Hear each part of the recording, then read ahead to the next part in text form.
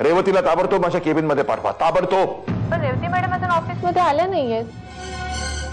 ऑफिसला आलेल्या नाहीयेत, पण घरून तर त्या सकाळीच निघालेत.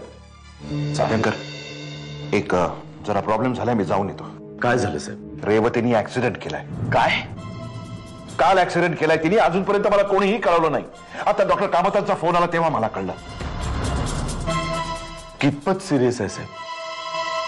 तर कितपत सिरियस आहे तिकडे गेल्याशिवाय कळणार नाही. पण तुम्हाला सांगतो अभ्यंकर, या मुलीचं काय करायचं ते मला कळत नाही. मी जाऊन येतो. त्यांना मला मारायचंच नव्हतं. त्यांना माझं बाळ हवं होतं. कितपत मार लागलाय त्या मुलीला? डोक्याला मार लागलाय, पण फार सिरियस नाहीये. शी इज बेटर नाउ. पण हे फायरिंग, ज्या मॅडमनी तुला इथे ऍडमिट केलं ना, त्यांचे वडील आहेत हे. तुझं नाव काय बाळा? आणि तुझ्यावर हल्ला करणारा तो माणूस कोण होता? माझं नाव गंगा. बाळाला कुठं लपवलंय हे फक्त ती सांगू शकते.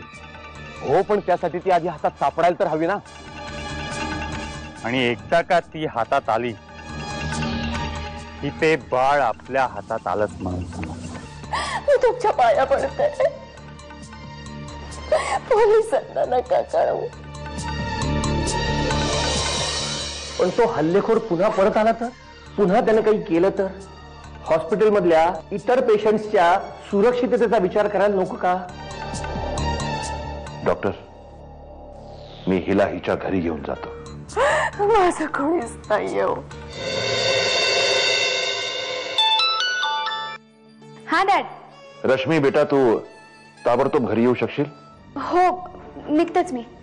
ओके. नाही, मी तुमच्या घरी नको. हे बघ, मी इथे कोणालाच ओळखत नाही. कशी राहू मी इथे? नको. हे सगळं काय चाललंय? ही ही कोण आहे मुलगी? ही मुलगी कोण आहे ते ऐकायचंय तुला? रेवतीने ज्या मुलीचा ऍक्सिडेंट केला ती ही मुलगी. काय? रेवती तिच्या हातून ऍक्सिडेंट झाला? हो, तिच्या हातून ऍक्सिडेंट झाला आणि हे तिला मला सांगावंसही वाटलं नाही.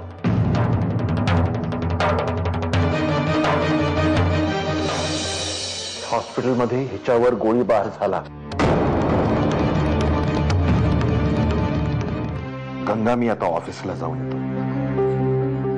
तू काळजी करू नको. ही रश्मी आहे ना तुझ्या बरोबर? तुला काहीही लागलं तर तिला सांग, हा? आणि घाबरू अजिबात नकोस, ठीक आहे?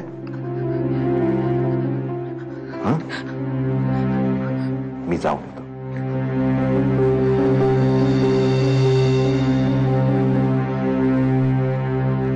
हा ऍक्सिडेंट रेवतीच्या बेजबाबदारपणामुळे झालेला आहे. मोबाईलवर बोलत ती गाडी फास्ट चालवत होती, त्यात त्या मुलीचा जीव गेला असता. आणि एवढं सगळं झालं तरी तुमच्यापैकी कोणीही मला काहीही सांगितलं नाही. मी तुमच्याशी बोलणार होते, पण रेवतीला घाबरलीस ना?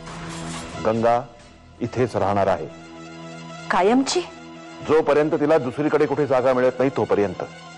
आणि आता माझ्या या निर्णयावर चर्चा नको. दादाचा फोन आला होता, तो येतच असेल एवढ्यात. तुम्ही घरीच नसतात तर गोष्टच वेगळी होती, पण थांबून काय करणार आहे मी? तुला चांगलंच माहिती आहे आमची विश्व वेगळी आहेत, आमचे विषय वेगळे आहेत. काय बोलणार आहे मी त्यांच्याशी?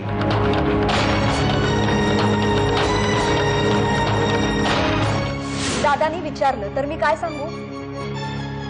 तुला जे योग्य वाटतं ते सांग, मी चाललो.